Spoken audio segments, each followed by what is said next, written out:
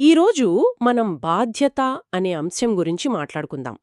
కానీ ఆ పదం వినగానే మనకు గుర్తొచ్చే బరువు, విధి అలాంటి వాటి గురించి కాదు. అవును.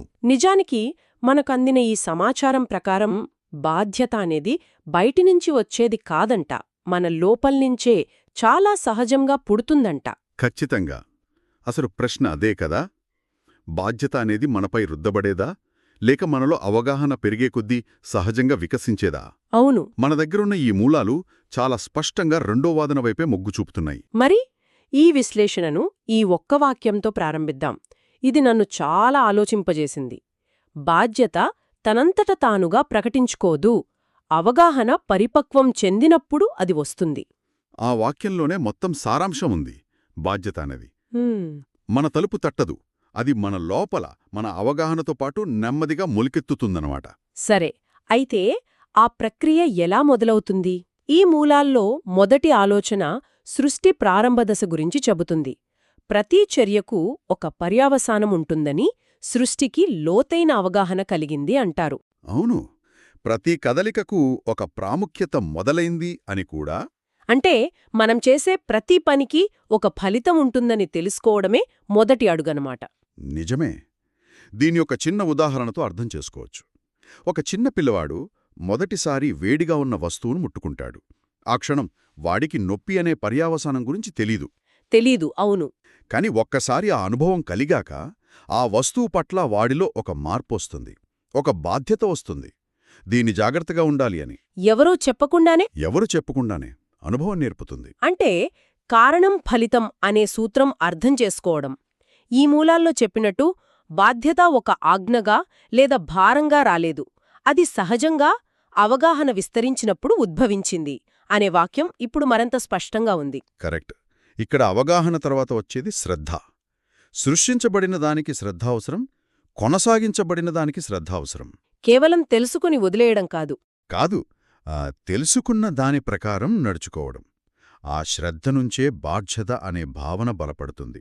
మీరు చెప్పింది వింటుంటే ప్రతి కదలిక దాని తర్వాత వచ్చేదాన్ని రూపుదిద్దుతుంది అనే వాక్యం గుర్తొస్తుంది. అంతా ఒక గొలుసుకట్టు చర్యలాంటిది కదా. సరిగ్గా అదే. బాధ్యత అనేది మనం ఒంటరివాళ్లం కాదనే సత్యాన్ని మనకు గుర్తుచేస్తుంది. ఈ ఆలోచనే మనల్ని తర్వాతి అంశానికి తీసుకువెళ్తోంది. బాధ్యతకు స్వేచ్ఛకు మధ్య ఉన్న సంబంధం. ఇది చాలామందికి గందరగోళంగా అనిపిస్తుంది. అవును, ఈ రెండో శత్రువులేననుకుంటారు. కాని మన మూలాలు ఒక అద్భుతమైన మాట చెప్తున్నాయి. బాధ్యత స్వేచ్ఛను నిరోధించదు, అది దానికి దిశానిర్దేశం చేస్తుంది. ఇది చాలా ముఖ్యమైన విషయం. స్వేచ్ఛ అంటే అదుపు లేకుండా ఏ దిశ లేకుండా తిరగడం కాదు గదా. కాదు. అలా అయితే అది విధ్వంసానికి దారితీయవచ్చు. ఒక నదిని తీసుకోండి, దానికి గట్లనేవి లేకపోతే అది వరదలా మారి నష్టం చేస్తోంది. నిజమే. అదే నదికి గట్లు అనే బాధ్యత ఉన్నప్పుడు అది తన ప్రవాహంతో వేల ఎకరాలను పండిస్తోంది. ఇక్కడ గట్లు నది స్వేచ్ఛను అడ్డుకోవడం లేదు. దానికొక దారి చూపిస్తున్నాయి. అవును, ఒక ప్రయోజనాన్నిస్తున్నాయి. అంటే బాధ్యత మన శక్తికి ఒక రూపాన్నిస్తుందన్నమాట. ఖచ్చితంగా. అందుకే మూలాల్లో బాధ్యతతో సృష్టి బరువుగా అనిపించలేదు, మరింత అర్థవంతంగా అనిపించింది అని చెప్పారు. ఒక పనిపట్ల మనం బాధ్యత తీసుకున్నప్పుడు మన ఉనికికి ఒక అర్థం వస్తోంది. మనం చేసే పనికొక విలువ వస్తుంది. అవును, ఆ బాధ్యత మన జీవితానికి ఒక ఎందుకు అనే ప్రశ్నకు సమాధానమిస్తోంది. ఇప్పటివరకు మనం మాట్లాడుకున్నది కొంచెం తాత్వికంగా ఉంది. ఇప్పుడు దీన్ని మన రోజువారీ జీవితానికి ఎలా అన్వయించుకోవాలి? ఈ మొత్తం కథ మన గురించే. మూలాల్లో ఒక వాక్యముంది.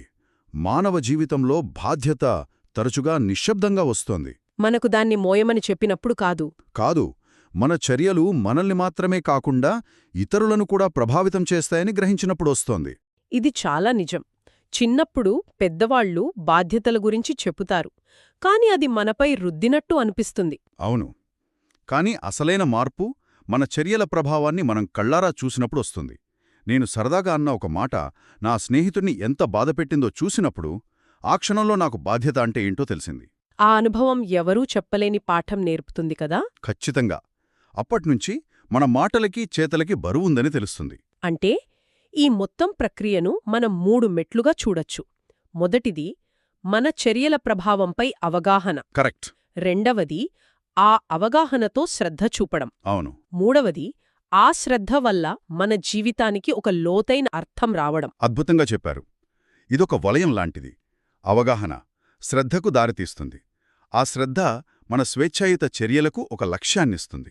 దానివల్ల మన ఉనికికి ఒక అర్థం వస్తుంది. సో మనం మాట్లాడుకున్న దాన్ని బట్టి చూస్తే బాధ్యత అనేది మనం భయపడాల్సిన భారం కాదు. కాదు. అది మన చైతన్యం పరిపక్వం చెందడానికి ఒక సంకేతం, మన ఉనికికి విలువనిచ్చే ఒక అంతర్గత ప్రక్రియ. అవును, స్వీకరించాల్సిన ఒక సహజ పరిణామం. మన ఎదుగుదలలో ఇదొక ముఖ్యమైన దశ. దాన్ని మనం ఆనందంగా స్వీకరించాలి. ఈ చర్చను ముగించే ముందు మనం మూలాల్లోని చివరి వాక్యం నన్ను చాలా ఆశ్చర్యపరిచింది. అది మనల్ని మరో ఆలోచనకు దారితీస్తుంది. ఏంటది? మరియు బాధ్యత స్థిరపడినప్పుడు సృష్టి తన చర్యలలో మార్గదర్శకత్వం కోసం వెతకడం ప్రారంభించింది.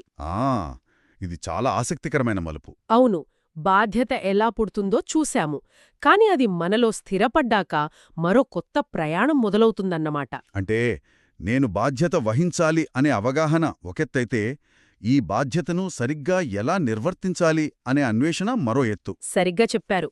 సరైన పని ఎలా చేయాలి, నా చర్యలను ఎలా నడిపించాలి అనే ప్రశ్నలు వస్తాయి. నిజమే. ఒక తల్లిదండ్రులుగా బాధ్యత స్వీకరించడం ఒక దశ. పిల్లలను ఎలా పెంచాలి అనే మార్గదర్శకత్వం కోసం వెతకడం తరువాతి దశ. ఇది మనల్ని ఒక ముఖ్యమైన ప్రశ్న దగ్గర వదిలివేస్తుంది. మనలో ఈ బాధ్యత అనే భావన బలంగా నాటుకున్న తర్వాత సరైన మార్గదర్శకత్వం కోసం మన అన్వేషణ ఎక్కడ మొదలవ్వాలి, ఎలా మొదలవ్వాలి, ఇది ఆలోచించాల్సిన విషయమే.